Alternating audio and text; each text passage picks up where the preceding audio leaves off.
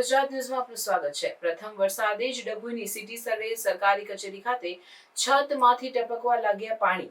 વરસાદી પાણીના કારણે ઓફિસમાં પાણી ભરાઈ જતા કર્મચારીઓ અને અરજદારો માટે મુશ્કેલી ઊભી થઈ રહી છે। ડભોઈ સેવા સદન બિલ્ડિંગના ત્રીજા માળે આવેલી સિટી સર્વે કચેરી ખાતે છેલ્લા કેટલાક વર્ષથી ચોમાસુ સિઝન સર્જાય છે।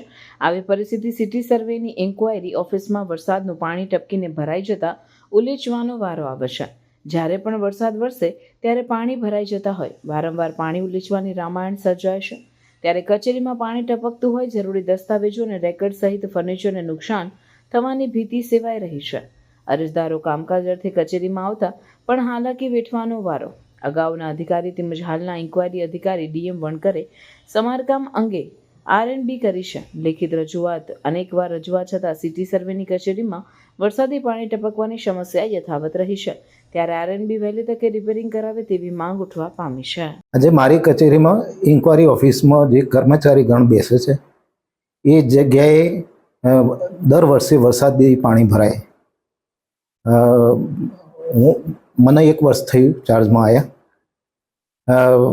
અગાઉ મેં આ બાબતે પૂછપરછ કરતા તેઓએ જણાવેલ કે આપણે લેખિતમાં નાયબ કાર્યપાલક ઇજનેર R&Bમાં લેખિતમાં જાણ કરેલી। એ લોકો અહીં એકવાર રૂબરૂ આવવાનું કહીને આવ્યા નહોતા, તપાસ કરવા એ લોકો આવવાનું કહીને આવ્યા નહોતા। અને દર વર્ષે આ પરિસ્થિતિ થાય કે પાણી ભરાઈ જાય છે।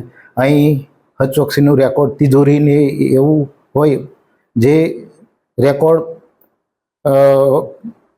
પલળી જાય તો નુકસાન થાય એવું છે, ફર્નિચરનું નુકસાન થાય એવું।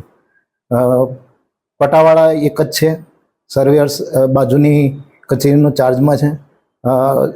અત્યારે આ કચેરીમાં અમારે સ્વીપરની કોઈ વ્યવસ્થા નથી પાણીનું પેલું કરવા। એટલે આવી રજૂઆત લેખિત કરવા છતાં આજ સુધી એનું નિરાકરણ આવેલ નથી। અત્યારે આશરે કેટલા ડોલો પાણી નીકળી હશે સાહેબ? પટાવાળાના કયા મુજબ 5-1 ડોલ એને સાફ કરી છે। આખું તળિયું ભરાઈ ગયેલું હતું। અને આ જ્યારે બી વરસાદ પડે ત્યારે આવું થાય છે?